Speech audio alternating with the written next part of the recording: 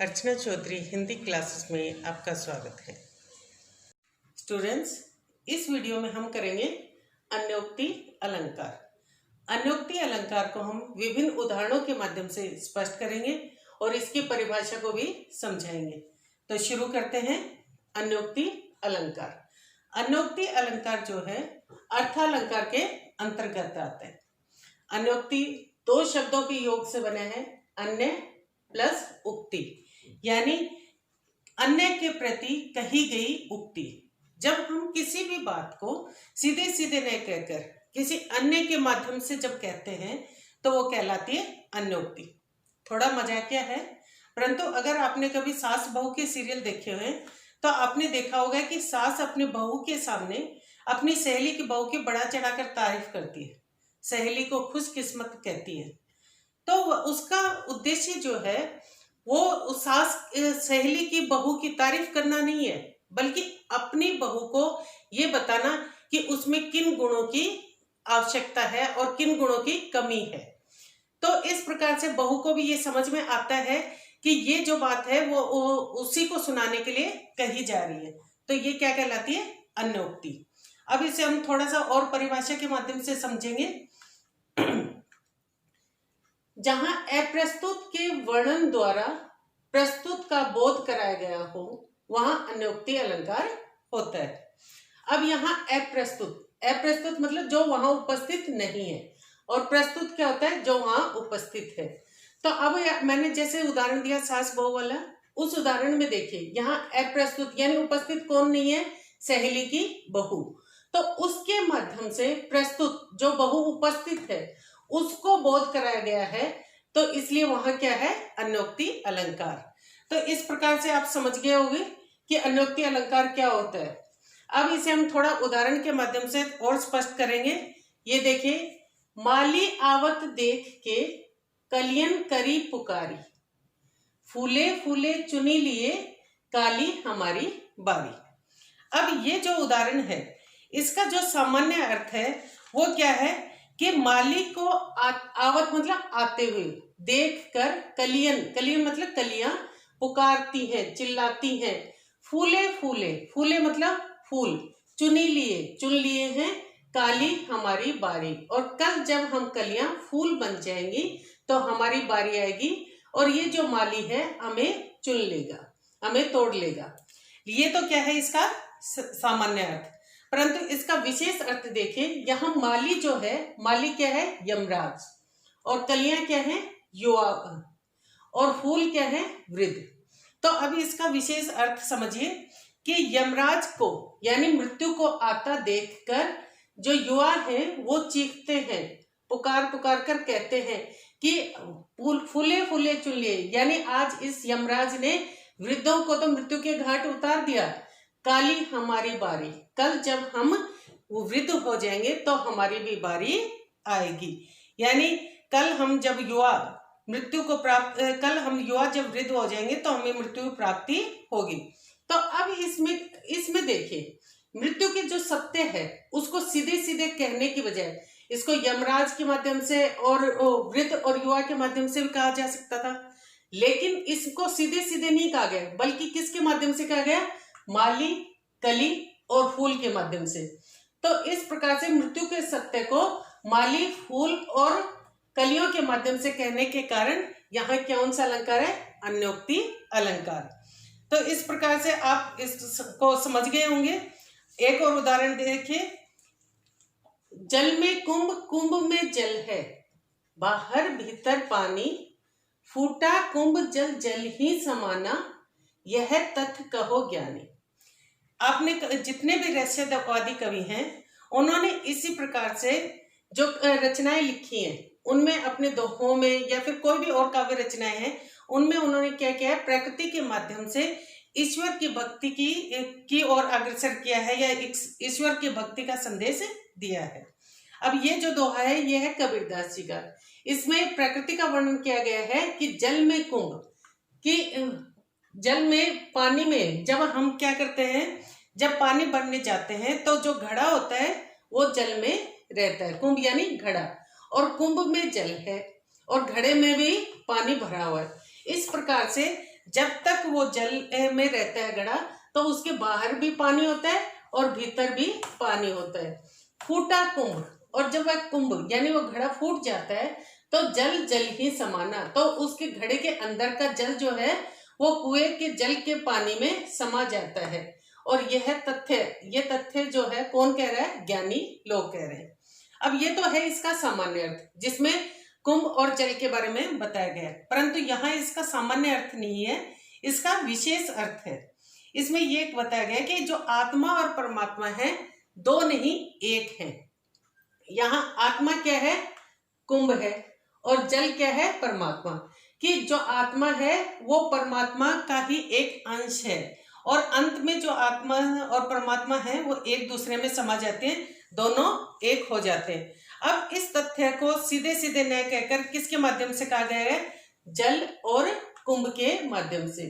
तो इसलिए यहाँ क्या है कि इस जो आत्मा और परमात्मा की एकता को या आत्मा या परमात्मा के एकत्व को स्थापित करने के लिए जल और कुंभ का उदाहरण लिया गया है। जल या कुंभ के माध्यम से स्पष्ट किया गया है, यानी अन्य के माध्यम से स्पष्ट करने के कारण ये क्या हो गया?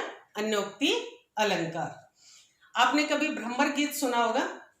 भ्रमर गीत बहुत से कवियों ने लिखे हैं, जिसमें क्या होता है? अन्योक्ति अलंकार का भ्रमर गीत जो है वो अन्योक्ति अलंकार का सबसे अच्छा उदाहरण है।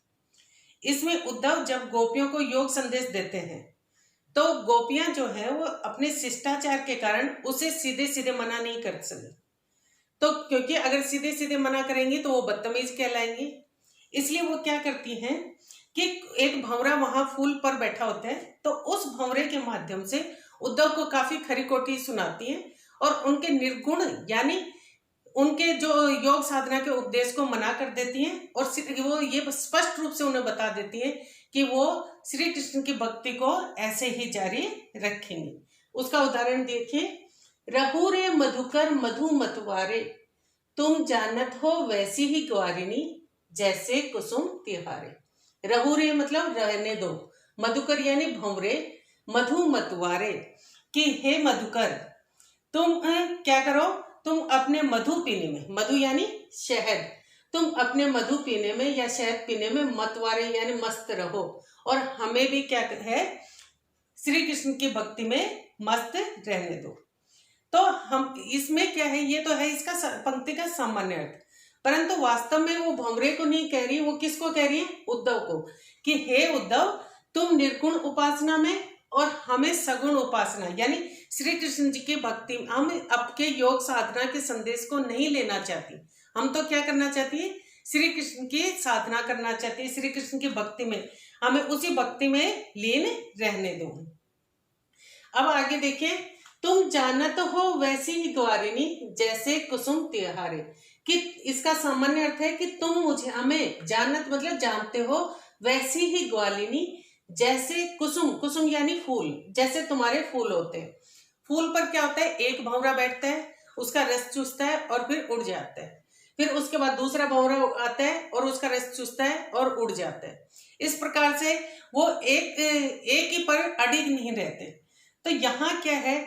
इस कुसुम के माध्यम से कवि ने क्या कहा है कि हे ब्रह्मण, तुम जो है क्या करते हो कि एक फूल पर बैठ जाते हो, फिर दूसरे फूल पर रस चूसने चले जाते हो। लेकिन इसका विशेष अर्थ क्या है कि वो गोपियां क्या कहती हैं कि तुम हमें वैसी ग्वालिनी मत समझो कि हम आज तो सगुण उपासना कर रही है और कल तुम्हारे कहने पर हम निर्गुण उपासना करने लगे, यानी हम आज श्री कृष्ण की भक्ति कर रहे हैं और कल तुम्हारे योग साधना के संदेश को अपना ले। इस प्रकार से गोपियां जो है वो उद्धव को यानी योग साधना के संदेश को मना करने के लिए अपने शिष्टाचार के कारण भंवर का सहारा लेती हैं। तो भंवर के माध्यम से उद्धव को योग साधना का संदेश अपनाने से मना कर देती हैं। तो इसमें क्या है? अन्योक्ति अलंकार, क्योंकि सीधे सीधे बात नहीं कही गई बल्कि कैसे कही गई? भंवरे के माध्यम से, इसलिए इसमें क्या हो गया? अन्योक्ति अलंकार। अब एक और उदाहरण देखिए जो काफी अच्छा है और प्रसिद्ध भी है कि पानी में मीन प्यासी, मोहे सुन सुन आवत हंसी। कि पानी में मीन मतलब मछली, पानी में रहकर भी मछली प्यासी है, और मोहे मतलब मुझे सुनकर, इस तथ्य को बार बार सुनकर हंसी आवत मतलब आती है, हंसी मतलब हंसी, मुझे इस तथ्य को सुनकर बार बार हंसी आती है। तो ये तो है इसका सामान्य अर्थ। तो इस सामान्य अर्थ यानी पानी और मछली के माध्यम से कवि ने क्या कहा है कि जो आत्मा है वो परमात्मा के पास रहकर भी, उसके एक अंश होकर भी, उसमें ही मतलब उसी का एक स्वरूप होने के बाद भी वह उससे अनजान है। तो इस प्रकार से आपने देखा कि पानी में मीन प्यासी के माध्यम से क्या, इसके माध्यम से क्या स्पष्ट किया कवि ने कि जो आत्मा है वो क्या है कि आत्मा जो है परमात्मा का एक अंश होने के बाद भी उसके पास उसमें व्याप्त नहीं रहती। तो इस प्रकार से आत्मा और परमात्मा की एकत्व को और उसके एक अंश होने को जो स्पष्ट किया है वो कैसे किया गया है कि पानी में मीन, पानी और मीन के माध्यम से। इसलिए यहाँ कौन सा अलंकार हो गया? अन्योक्ति अलंकार। अब एक अंत में मैं आपको एक बहुत ही प्रसिद्ध उदाहरण है और उसको मैं समझाना चाहूंगी, क्योंकि ये जो उदाहरण है ये उस समय लिखा गया था जब राजा, ये बिहारी जी का दोहा है और बिहारी जी ने ये कब लिखा था? जब राजा जयसिंह जो थे अपनी छोटी रानी के प्रेम में डूबे रहते थे, तो जिससे उनका सारा राजकार्य क्या हुआ? ठप हो गया। अब राजा को ये कौन बताए कि उनके कि वो अपनी रानी के प्रेम में मगन होने के कारण राजकार्य की तरफ ध्यान नहीं दे पा रहे, क्योंकि जो भी बताएगा उसकी गर्दन काट दी जाएगी। तो सभी मंत्रियों को चिंता होने लगी। फिर बिहारी जी जो कि उनके दरबारी कवि थे, उनके दरबार में कविताएं रचते थे, तो उनको बुलाया गया। तो उस समय जो बिहारी जी थे उन्होंने भंवरे के माध्यम से अन्योक्ति अलंकार का प्रयोग करते हुए जो इस दोहे का प्रयोग किया उन्होंने, और उन्होंने राजा को उसका कर्तव्य बताया। अब ये देखें, नहीं पराग नहीं मधुर मधु, नहीं विकास इहि काल, अली कली ही सो बंधियो, आगे कौन हवाल। नहीं पराग कि ना तो इसमें पराग यानी मकरंद है, नहीं मधुर मधु, मधु यानी शहद, ना ही इसमें शहद है, नहीं विकास इहि काल, इहि मतलब अभी, काल यानी समय, और अभी तक इसका विकास भी नहीं हुआ है, यानी अभी तक ये फूल नहीं बना है, अभी क्या है? कली है। तो अली कली ही सो बंदियो, अली मतलब भंवरा, कली में ही बंध जाएगा, तो बंधन में फंस जाएगा, तो आगे कौन हवाल, तो तुम्हारा क्या होगा। ये किसको कहा गया है? भंवरे को। लेकिन इसमें भंवरे के माध्यम से किस विशेष जो अर्थ है वो क्या है? राजा को कहा गया है। किसको? कौन से राजा को? जयसिंह राजा को। तो जयसिंह राजा को ये बताया गया है कि न तो अभी इस जो प्रेम पास में आप अपनी पत्नी के प्रेम पास में जो डूबे हुए हैं, तो उसमें न तो अभी मिठास है, पराग यानी मिठास है, सॉरी, न तो अभी प्रेम है, और नहीं मधुर मधु, मधु मतलब नहीं इसमें मिठास है, और नहीं विकास इहि काल, और अभी जो रानी है वो पूर्ण रूप से विकसित नहीं हुई है, यानी अभी वो बहुत ही छोटी है। अली कली ही सो बंधियो, और हे अली मतलब हे ब्रह्मर यानी हे राजन, आप इस छोटी रानी के प्रेम पास में अभी बंध जाएंगे, आगे कौन हवाल, तो आपके जो राज कार्य है उसका क्या होगा, आपके राज्य का क्या होगा, आपकी प्रजा को कौन संभालेगा। इस प्रकार आपने देखा कि भंवरे के माध्यम से राजा को अपने कर्तव्य का ज्ञान कराया गया। तो इसीलिए यहाँ कौन सा अलंकार हुआ? अन्योक्ति अलंकार, यानी सीधे सीधे जब भी कोई बात नहीं कही जाती बल्कि किसी अन्य माध्यम के द्वारा कही जाती है तो वो क्या कहलाती है? अन्योक्ति अलंकार। जहाँ सामान्य अर्थ का कोई विशेष अर्थ निकलता हो तो वो क्या कहलाता है? अन्योक्ति अलंकार।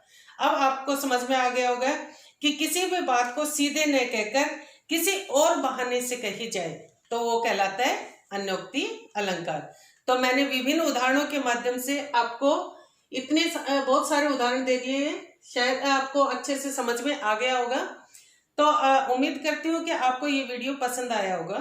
अगले वीडियो में आपको मानवीकरण अलंकार के बारे में बताऊंगी, उसके लिए आपको मेरा अगला वीडियो देखना होगा। और ये वीडियो अगर पसंद आया हो तो इसे लाइक करें, शेयर करें, कमेंट करें, और अगर अब तक सब्सक्राइब नहीं किया है तो सब्सक्राइब सब्सक्राइब करें और बेल आइकन को दबाना न भूलें ताकि मेरे अगले वीडियो के नोटिफिकेशंस आपको तुरंत मिल जाएं। धन्यवाद।